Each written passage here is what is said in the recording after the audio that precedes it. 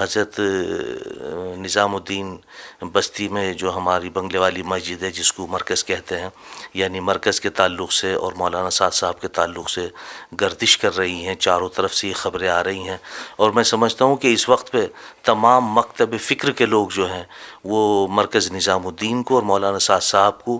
داغ لگنے سے بچانے کی تو دھن میں ہے۔ اللہ روئے زمین پر تبلیغی جماعت ایک ایسی جماعت ہے جو اپنا پیسہ خرچ کر کے، اپنا وقت لے کر، اپنا گھر، کاروبار، کنبہ قبیلہ، دوست احباب، اہل و عیال چھوڑ کر دنیا کو دین کی طرف راغب کرتی ہے، دین کے لیے بیدار کرتی ہے، اور کوئی جماعت بھی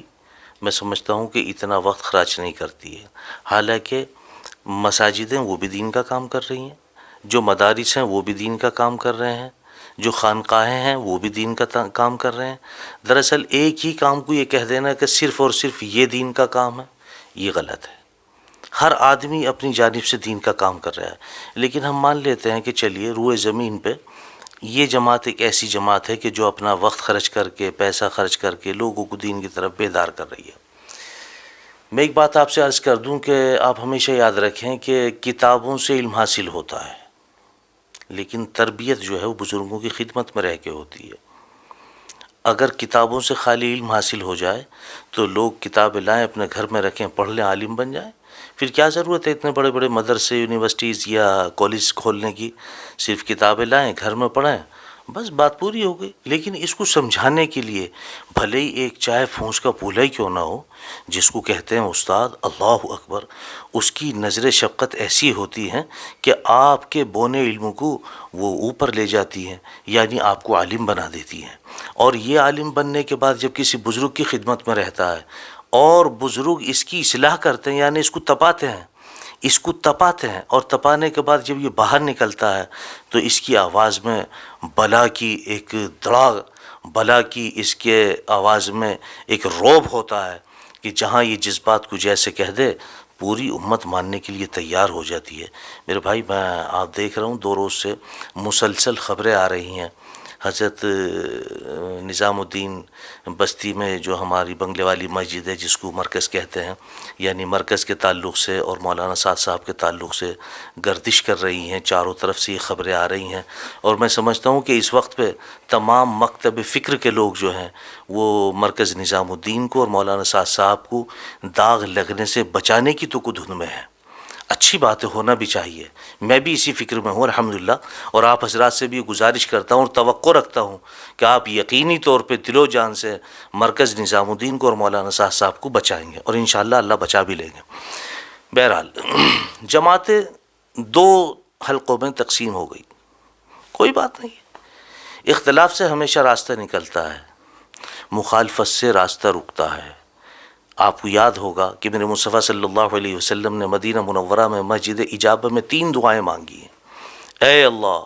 ایک امت کو جس طرح سے آپ نے پوری امت کو پانی کے عذاب سے ہلاک کیا، میری پوری امت کو پانی کے عذاب سے ہلاک مت کرنا۔ آواز آئی، قبول ہو گئی۔ دوسری دعا مانگی، اے اللہ، جس طرح سے آپ نے پوری امت کو طاعون کی بیماری سے ہلاک کیا، میری پوری امت کو طاعون کی بیماری سے ہلاک مت کرنا۔ آواز آئی، یہ بھی قبول ہو گئی۔ تیسری دعا مانگی کہ میری امت میں اختلاف نہ ہو۔ آواز آئی کہ نہیں، اختلاف ہوگا۔ اختلاف کیا ہے؟ اختلاف سے راستہ نکلتا ہے، مخالفت سے راستہ بند ہوتا ہے۔ اختلاف یہ ہے میں اس راستے سے نہیں آؤں گا، اس راستے سے آؤں گا، آنا تو یہی ہے نا، راستہ بدلا گیا کوئی بات نہیں، لیکن جہاں مخالفت ہوتی ہے کہ نہیں، ہمیں تو اس راستے سے آنے ہی نہیں دینا ہے، اس سے راستہ رکتا ہے، اس سے تکلیف پہنچتی ہے۔ آپ کو پتہ نہیں آج جتنے بھائی آواز اٹھا رہے ہیں ان بھائیوں کو یہ بھی علم ہوگا کہ آپ دیکھیں شہر شہر، قصبہ قصبہ، دیہات میں، بستیوں میں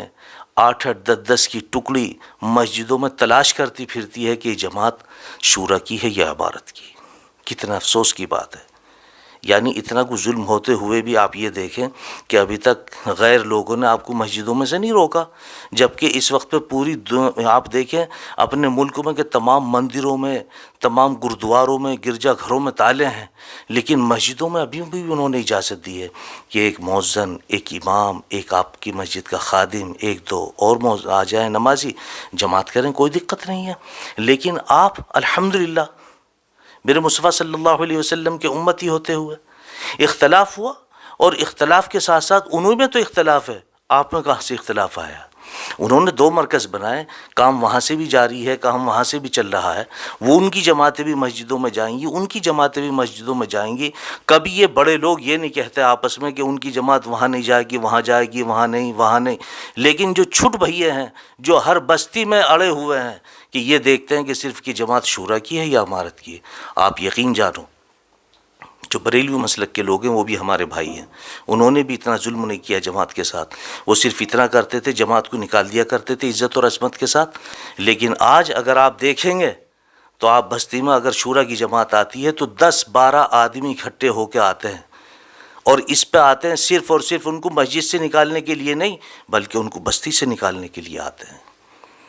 آج مولانا صاحب ماشاءاللہ وضاحتی بیان بھی دے رہے ہیں، اور ان کے جو محبین ہیں، مریدین ہیں، متوسلین ہیں، جو ان کے حواری ہیں، وہ بھی بیان دے رہے ہیں کہ کسی بھی زاویے سے یہ مسئلہ حل ہونا چاہیے، اور جگہ جگہ اپنے اپنے جو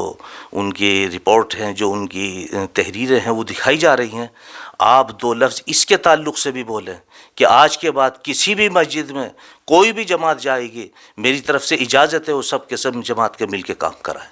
کسی کو شورا اور امارت کے پوچھنے کی ضرورت نہیں ہے۔ اگر آپ نے آج یہ 2 لفظ بول دیے تو آپ یقین جانو پورے ملک میں نہیں بلکہ پوری دنیا کے اندر جو اختلاف ہے اس پہ ایک بہت بڑا اثر پڑے گا، اور یہ اختلاف ختم ہوگا، اور آپس میں جس طرح سے آج شورا اور امارت والے مل کے اور تمام مکتب فکر کے لوگ اس کے بچانے کی تو کو دھن میں ہیں، اسی طرح سے الحمدللہ ثم الحمدللہ دوبارہ سے یہ کام اپنے نہج پہ آ جائے گا۔ السلام علیکم ورحمۃ اللہ وبرکاتہ۔